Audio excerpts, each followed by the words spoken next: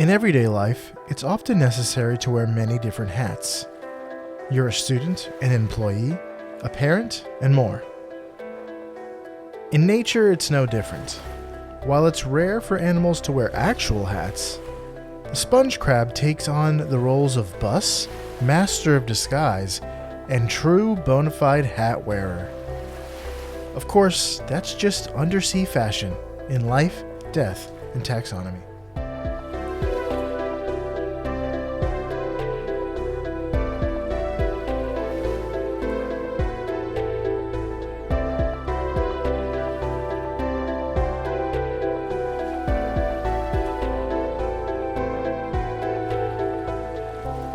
Welcome back to Life, Death, and Taxonomy. It's your 30 minutes of interesting animal information. I'm Joe. And I'm Carlos. Thank you to Cassie for the creation of our theme song. To hear more of Cassie's music, please search Cassie Michelle on YouTube or Spotify. And thank you to Johanna for the creation of this week's artwork. To check that out, you can visit us at our home on the web at ldtaxonomy.com. And a very special thank you to our patrons, to Jesse Raspulich, Carol Raspulich, Richard Kaspar, and Lottie and Aubrey. Thank you so much for your support. It's greatly appreciated. Thanks for helping us keep the lights on. And today we're talking about a boss that puts the team on his back, but more on that later. That's right. This is a situation where Mr. Krabs decided that he's employee of the month this month. Yeah, well, he put SpongeBob on his back. Yeah, he does. Or just, wears SpongeBob like a suit. Oh, I see. He's employee of the month, like he's wearing SpongeBob. Yeah, or he's dressed like SpongeBob, I guess, if you don't want to be so, dark with it. It is Friday the 13th as we're recording this, 300th episode of the show. That's right. Oh, my gosh. 300. Trace. Spartans. Yeah, we're Spartans now. If we could lead our podcast into battle, we could lose against the Persians. Wouldn't that be great? We could take if each instead of a Spartan, we get that animal, and it's gonna be there's a lot of bugs, so it does it's gonna look a little sparse. Bugs, fish, and birds, and so we're not going to be able to have that shield wall that we were hoping for. Have we done the elephant yet? That'll be helpful. We have done the elephant. Although the Persians had multiple elephants. We've done the sperm whale and the humpback whale, so we do have some heavy hitters, I will say. And maybe we could just attach carriers. We could just attach shields to their flanks and set them in front of us. And that'll be how we defend the pass at Thermopylae. Just fill the pass at Thermopylae with a blue whale. With whales, yes. Yes. What was Leonidas thinking? He should have just gotten a blue whale. Okay. But yeah, happy 300th episode. We started this podcast end of 2017, so we're coming up on 6 years now. Mm-hmm. And I don't think, have we missed even 1 week? I feel like we have once or something. Once or twice. We've done a lot of shenanigans around behind the scenes where we're recording 3 episodes and then releasing them, or recording the day that we release or something like that. But I think we've managed to get one out every Tuesday, or maybe one time we missed Tuesday and it ended up being a Wednesday. Yeah. But I think we've gotten one out every week for 6 years. Pretty crazy. That must be why we're so famous. Because of our work ethic. Well, it's you can't not tell anyone and that's what we do. We don't tell anyone. Anyone who's listening right now, it's a secret. You're in on the secret. Yeah, we're an exclusive club of people that know this podcast exists. Turns out social media is useful for one thing, but still odious to deal with. It is useful for one thing, disseminating information, good or bad. Yeah. In this case, good, because we have a cool podcast. To go tell your friends. Mm-hmm. But we are talking about today, on this grand 300th episode, the furred sponge crab. I feel like now, I mean, I knew it was 300, but maybe like a 300 style animal. But I think the sponge crab's fine. I mean, we don't get the holidays. We don't do current events. No. We've never gotten Shark Week once. It's like good. It's good expository preaching. Whatever the next animal is, that's no holidays, nothing. We're not breaking. We're not topical. We're faithfully going through each animal as we think of them. I want to say that our first Halloween we did like the vampire bat or something on purpose, but since then it is. I think we did the reindeer like in November. Come on. Anyway, yeah, the furred sponge crab, also known as berets for days, and the dapper decapod. Yeah, that's what we're gonna call it. That's here. pretty good. Do you want to know what Science calls it? Yes, I'd like to have a seance with science. Okay. Well, hold my hand. Are you holding my hand? Yes. Close your eyes. Kingdom Animalia. I knew it. The phylum is Arthropoda. Because its skeleton is on the outside instead of the inside, like for us. The subphylum is Crustacea. A beautiful name. Yes. The crusty, crusty crab. The class is Malacostraca. The order is Decapoda, 10 feet. The infraorder is Brachyura. The family is Dromaeidae. The genus is Pseudodromia. And the species is latens or latens, Latens. So Pseudodromia latens is the binomial nomenclature. Isn't Dromaeidae the song from Babe? If I had words to make a date. Stolen straight from St. Sands. Okay. What's it look so like? Since we're in the business of naming things, you got me all. I just went on a very quick, massive nostalgia trip. Thanks for that. Now I'm just thinking of Babe and that song, and anyway,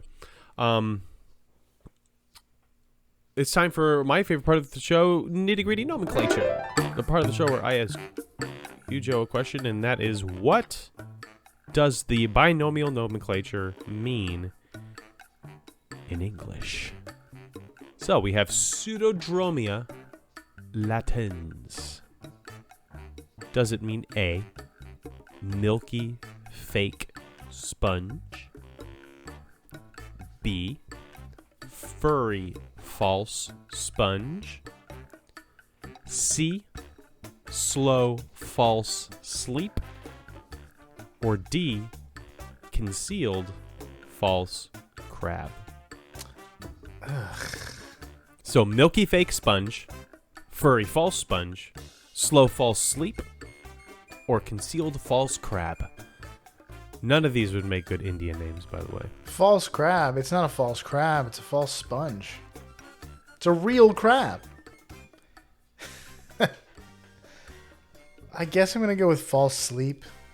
But I feel like that's some of those words are, you're leading. Latens sounds like late, so that sounds like slow. Drom, like what dormir is sleep in Spanish. So I feel like you're leading me up this is a snipe hunt, but I'm going to go with that one. False sleep. A snipe hunt it is. Ugh. It is concealed false crab. It's a real crab. How is it a false crab? So Dromia is like a term for crabs. It's not like it didn't really have like a one-to-one translation, but it's like falsely in this category of crabs. And then latens means concealed. Interesting. But yeah, I was definitely trying to find things that you would naturally attach to, like sleep and milk and slow. I can see you getting to latent. Latent could be like concealed, so I should have went with that. But no. Yeah, I guess that may be where it comes from. But nope. Yeah, concealed false crab. Do you want to hear what this guy looks like? Sure. Well, it's pretty standard crab fare at the Crab Shack. It has 10 legs, 2 claws, eye stalks, hard carapace. That carapace is often cream colored, but it can be yellow, and it is covered in a chitinous fur, sometimes very thickly covered in a chitinous fur. It is pretty stocky for a crab. It is solid, well built, respectable. But one thing that is not respectable is its size. It's pretty darn small. So, but how small is it, Joe? That's a great question. Welcome to the Beloved Measure Up segment, the official listener's favorite part of the show. The part of the show that's introduced by you when you send an audio of yourself singing, or I guess a crab might chitter. I don't think it does. It makes any sounds. It underwater. It click-clacks when it like walks on land. But when you say the words measure up into ldtaxonomy@gmail.com, we do have a new measure up intro this week. Yes. It's a super special one. But before we talk about that, Nora answered our question. Is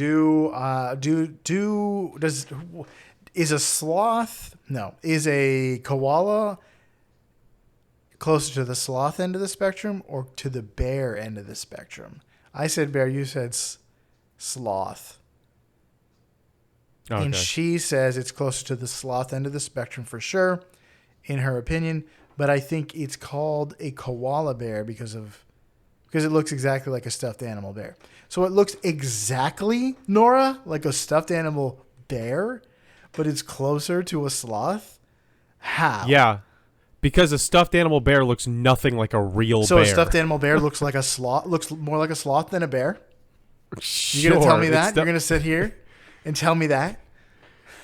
The body proportions of a We're not talking about the size of the animal. We're talking about other stuff. I'm not talking about size, proportions. Like a teddy bear is like humanoid, and a bear is just it's just different shape, different silhouette, different everything. It's so different than a teddy bear. I asked Johanna the same question, and at first she said sloth, but then I was like, really? And then she was like, you exercised your authority as head of the household yes. and changed her mind. Yeah. Well, no, I said, like, I'm talking about the way it looks. And she's like, oh, no, it looks more like a bear, but its personality is more like a sloth. And she's not wrong there. It does have a sloth's personality. Nah, because bears have that long the snout that's more reminiscent of like a dog snout. The carnivore where snout. Like koalas have a flat face and sloths have a relatively flat face as well. So it's just all it's more sloth to me than bear. But anyway, I agree. I'm glad Nora agrees with me. Well, as at least we're gonna get to talk about guns in the measure up. But before we do that, better not. We had better not. Before we do that, let's hear from longtime supporters, friends, Romans, countrymen. Well, first, actually, before we get into the Measure Up intro, let's hear from somebody who agrees with you. Yeah, let's hear from an Can we stop opinion. doing guns? Because it's getting boring. Okay, I guess we won't do guns either. It is not my... It's your idea to do guns. Why is this my thing? No, well, here's what happened. You said that this was you wanted to align the Measure Up with my interests, and I Yes. said one of my interests is guns, and then we've just done guns for the last 3 months. Guns in World War II. And yeah, you said and guess what World War II was fought with? guns, yeah. So... No, patriotic spirit. Well, you said guns, World War II, and fatherhood. How many about fatherhood? How do you measure fatherhood? I can't. So With the cats in the cradle and the silver spoon. yeah, I should have been like, what's the world's largest cradle ever? World's largest Yeah. binky. Anyway, thanks. World's stinkiest diaper. Calvin. Do not worry, we're not doing guns this episode. The people have spoken. Without further ado, the listener's favorite part of the show.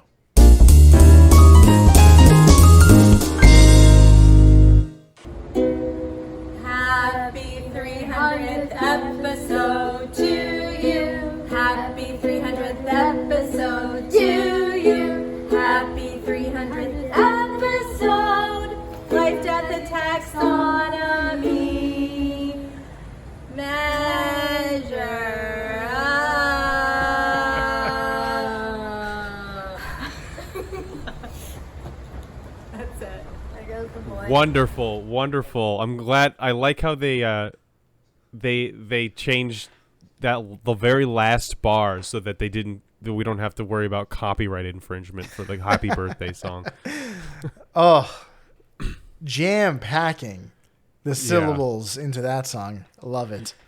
That was like that. Yeah, it was like what they should have done was what they do in the hymnal with the hymns. Just start chopping out vowels. We Yeah. don't need them. That was Joy, Laura, Julia, and Calvin, who have all sent in measure ups many times. Thank you so much for Yes. if you hadn't sent that in, this would have been another episode. I would not have thought about it as being the 300th. So it's good to have a little something special on our 300th episode. I thought about it a few weeks ago when we were doing like episode 298 or whatever, and I was like, oh, we're so close to 300, and then we got sick, and the build up to this just kind of dissipated. Yeah. And we had 2 like crazy weeks of over here too, so But thank you guys so much. kooky. Yeah. Thank you for listening to, I'm pretty sure, every episode as well. And giving us feedback, which is so great, because like we don't know if we're doing a good job. We don't know if you like the guns that we're talking about all the time. And then we get to hear from you. Well, Yeah, if you send an email, we will see it. I mean, we get a Yeah. lot of like spam we're emails. real people. But I usually see the real ones. Even though the spam emails do everything they can to look real. But I don't think we've ever missed any correspondence. I hope not. If we have, email us. Yeah, email us again. But we got to hear from Nora. We got to hear from Joy and the kids. This is And an extra special little slap on the wrist from Calvin. yeah. Love it. It's just all of the main characters over the years are on this episode. All what? No, we got more main No, characters. we definitely do. It would have been great if we got what's his name? The guy we said sounded like he has a barrel-chested. The White Wizard Voice. Saruman. Oh, that too, yeah. The White Wizard Saruman. All right, let's get into the things. Let's talk about length. They're 50 millimeters or 2 inches. How many sponge crabs go into the length of the USS Gerald R. Ford? This is a topical one. Do you know who do you know what the USS Gerald R. Ford is? It sounds like a ship. It is a ship. The Ford is a U.S. Navy aircraft carrier that is currently in the Eastern Mediterranean to, quote, bolster regional deterrence efforts in the wake of the conflict between Israel and Hamas. So, in other words, they're there to make sure nobody gets any ideas. I feel like there's a lot of ideas already happening. No, they have radar for that. They can detect ideas and launch intercontinental ballistic missiles at the ideas specifically. They're psychic missiles. But people in Greece and Turkey have been uploading videos that they've sighted the ship off the coast and have been struck by its impressive size. As a nuclear-powered ship, it can sail for around 25 years before needing to refuel. Wow. Yeah. It also has, officially, it can reach speeds of 30 knots or over 30 knots. But anything more specific than that is classified. I always, whenever I hear that, I always tell myself, I'm going to go look up what knots are. And then I never do. So I still don't know how fast ships move. It's like 36 miles per hour. And I think that's decent for a ship of that size. But like that's just a number. Like that's nothing. That's the military being like, you don't need to know how fast it is. Yeah, we've invented teleportation. Speed is not a factor anymore. The Montauk project worked. Or it's the create with that aircraft carrier from the Avengers that flies. Yes. All right. The length of it? Yeah. The length is like variable for some reason. There's a range for length, so it grows as well somehow. It's the nuclear part of it. Yeah. It's magnets. I can't explain it, so it's magnets. Maybe when it's heated up by the sun, it expands. Gets a foot or so of extra girth. I don't know. They put a spear on the end of it. So they can just ram it into just whatever they feel like it's the Roman Macedonian War that whose name I can't remember. The Punic Wars, that's what it was. All right, so I remember the Yorktown. I'm trying to visualize like how big that was, me standing next to it. And this one's obviously probably quite a bit bigger than the Yorktown. I'm going to say the Yorktown is 200 yards. That seems like not enough. I'm going to say 300 yards for the Yorktown. Let's just put another football field on there. 400 yards for the... What'd you call it? The USS... Gerald R. Ford. Gerald Ford. Jerry. The USS Jerry. Our best ship named after our best president. Mm-hmm. Undisputed. All right, so 1,200 feet. That seems like not enough. I don't know. I'm not thinking about this anymore. 1,200 feet. All right, 7,200. There's no way I'm close, but I don't want to start from the beginning again. Please don't make me. Final answer? Yeah. 7,200. crabs? The correct answer is 6,600 crabs. No. It is 1,106 feet or 337 meters, which is about 3.5 football fields. Oh my gracious me. I was darn close.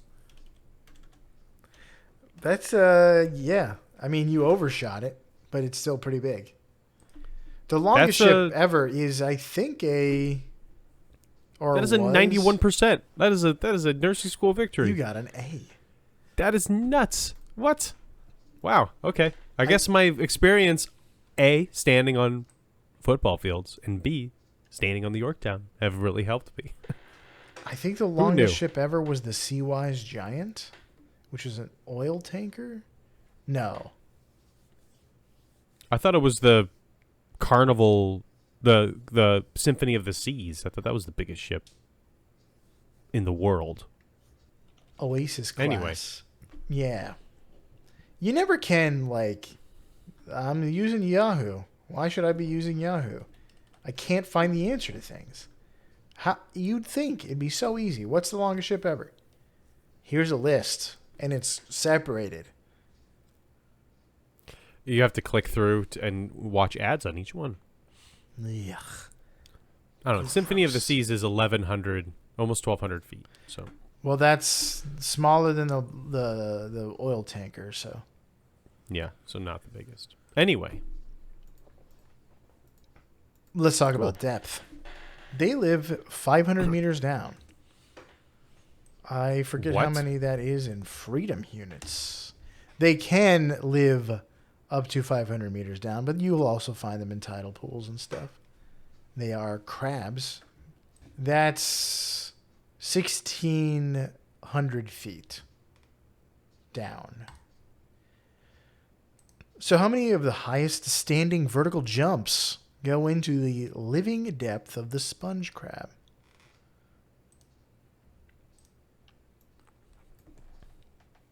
highest vertical jumps. Standing vertical jump. So that is somebody standing and jumping up onto a thing. In this case, it was like a stack of stuff, including dumbbells or barbell plates. Here's a hint. The record is held by Christopher Spell, a personal trainer from Shrub Oak, New York, and he set it in 2021. I found a 2022 running vertical jump, which is less than this. And it was by just like a guy at a basketball camp.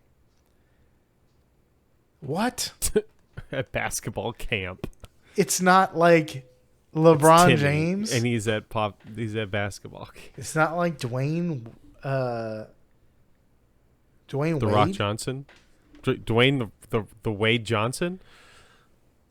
If you try to say Drain Raid, it sounds like you have eroticism when you're saying Dwayne Wade. Dwayne Wade. We're gonna. That's what.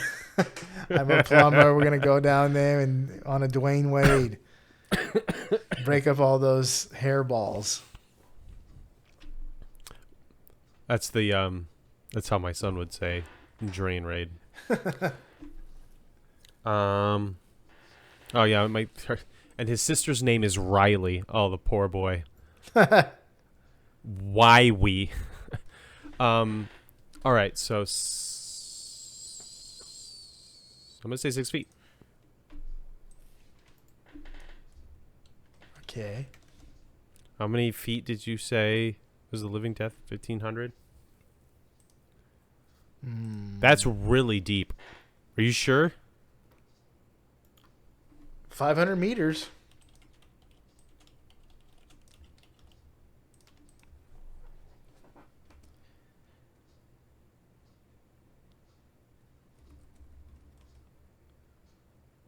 $1,600 feet. 1,600 feet. All right.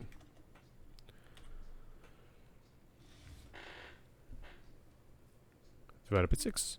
266 is my answer. 260. That if that Christopher guy was standing next to a sponge crab at its max living depth, he would have to jump 266 times, and each one would have to be a record jump for him to reach the surface. That would be such a tough situation. Yeah, it would be rough. I believe in him, though.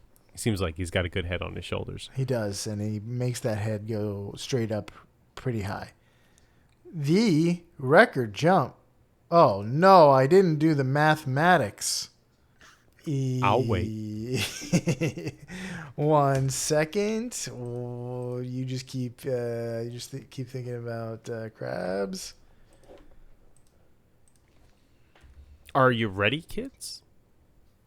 Oh my gosh. Yahoo doesn't give me the what are they called? The snippets, the rich snippets.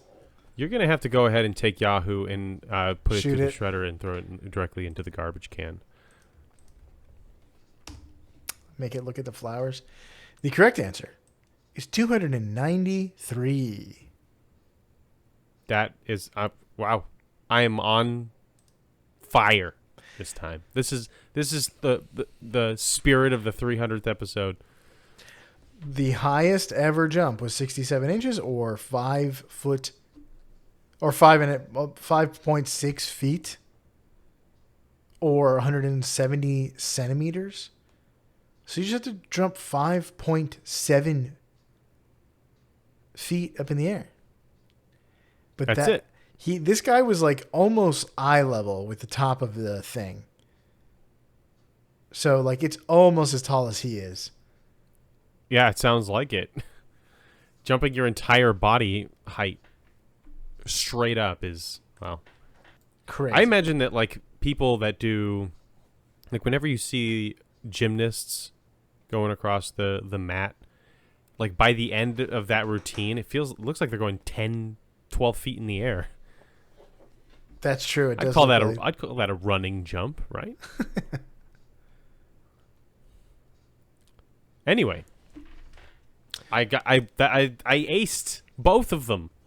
I wish we had a third one so I could get a hat trick. It really is the spirit of the turkey. Cimarron, the 300th episode. The spirit of the what? Spirit of the Cimarron. Is that Tolkien? No, remember Spirit Stallion of the Cimarron? That movie with the No. horse? No. It was like one of the last fully hand-drawn movies. No. I've seen. I mean, are you talking about Spirit? That Yeah. movie about a horse that's just called Spirit No, it's called Spirit of the Silmarillion. What's going Stallion of the Cimarron. That's what it's called. on? Yeah, no. But it is the horse movie that's called Spirit. Oh, then I do know the horse movie that's called Spirit. I just didn't know it was called Stallion of the Silmarillion. Yeah. All right. Okay, let's do some fast facts before we get into the major fact, because this is going to be a long one. So the sponge crab lives in the coral reefs around the coast of Namibia and South Africa. I mean, this particular sponge crab, the furred sponge crab. And there are some populations in the Indian Ocean, but most of them live in the Atlantic side of of South Africa. I have stood on the place presumably where the Indian Ocean and the Atlantic Ocean meet. Quote. I mean, it's not like a line or anything. I mean, it is a line on the ground that people have put, saying like, "Oh, to the left is the Indian Ocean and to the right is the Atlantic Ocean," but it's just water out there. But anyway. Interesting to think how oceans are just divided like that. The sponge crab is a scavenger that eats dead plants and animals that it finds, but it will crack open and eat mollusks that it can catch. females have a distinctive they have distinctive longitudinal grooves underneath their carapace, and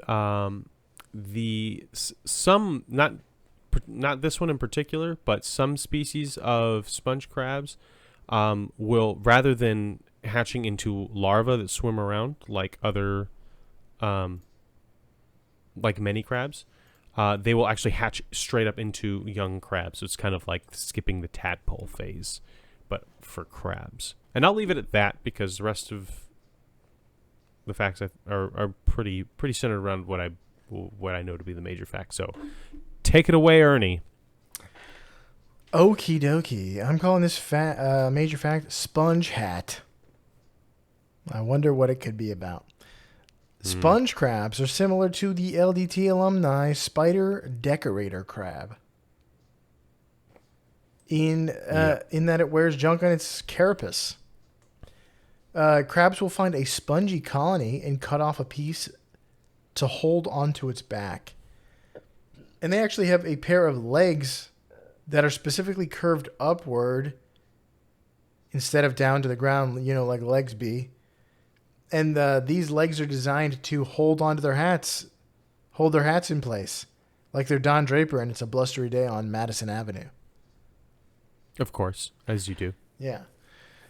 Japanese researchers wanted to study their selection process, so they gave them a large piece of foam, like a foam sponge, not like a real sponge, but a big foam block to try it on for size. And the crabs will dig a little dent into it and slip it onto their heads and then walk around for a bit, get a feel for it. See if it pinches your toes. Strut their stuff. And it's really funny. There's a video of it like trying to wear a big sponge as a hat. Big square sponge. But then it doesn't, it's like this is much too large. So it cuts that in half, tries that one half. Then it just keeps cutting it down to size until it gets a good size for their hat. They just tailor their own hat. Yeah, exactly. They're making Stetsons. I'm making Stetsons, of course. So usually the sponge covers their entire carapace. Because they can test and adjust the size of the sponge based on how well it fits them, researchers believe they could have some level of awareness of their own body. Whether that's self-awareness, I'm not really sure. But then couldn't you say all hermit crabs then are self-aware because they know which shell fits them the best? Not sure. Maybe. But it is interesting to think about. But why do they wear living hats? So sponges allow the crab to camouflage into reefs and rocks that it finds in its environment. When it's resting, it tucks itself in, it sings itself a nice little lullaby and then tells itself a bedtime story. But then it's like indistinguishable from an inert sponge clinging to a rock. So sometimes the sponges it wears have their own toxins, which means that even if something were to take a bite out of it, it would get a mouthful of deadliness. So, kind of like the spider decorator crab or the boxer crab. Yeah. So it's kind of a two-parter. Pure, spongy camouflage, and it makes it spicier. But then also, there's another member of its family called the fluffy crab, which their binomial name is Lamarckdromia beagle. Whatever that's about. It's fluffy. So are beagles. Yeah, end true. of story. Why are there questions? But it drapes itself in a specific kind of sponge that grows all over its carapace.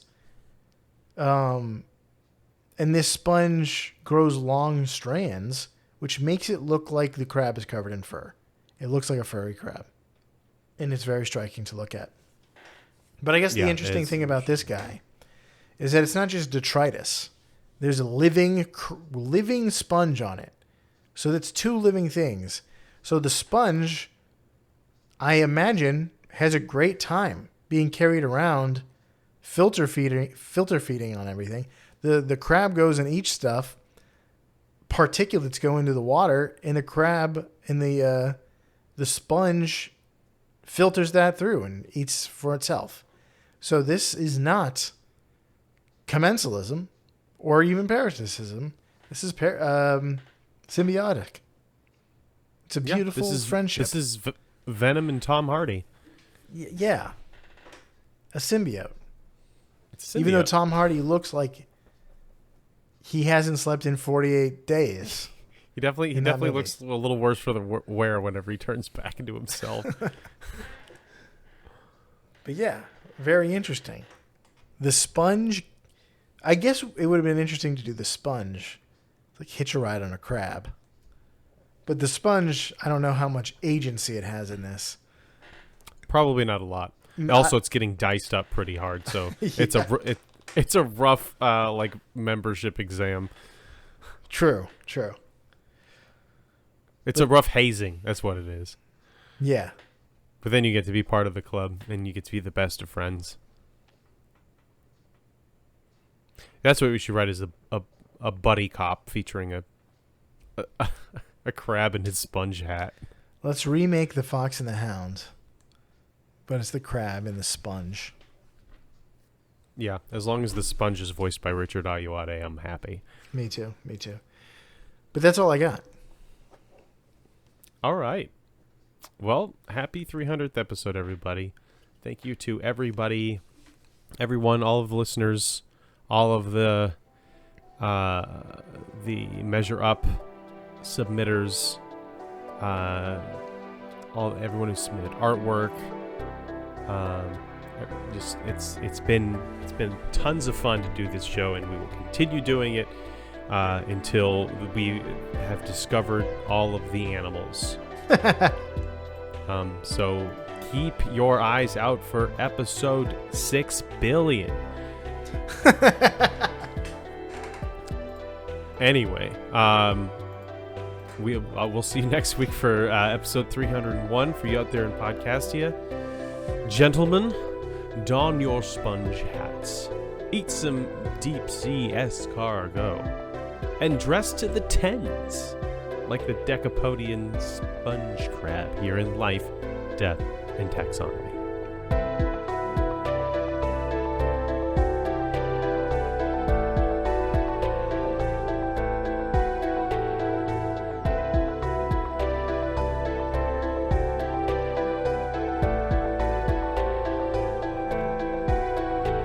Hey Taxonomy Titans, I just want to remind you that we now have a Patreon. Patrons can see full video episodes and get shoutouts on the show. But ultimately, it's a way for you to help us cover some costs and get even better. Still, reviews are the best way to help us grow. So if you haven't left one yet, we'd really love to hear from you. As always, thanks for listening and engaging.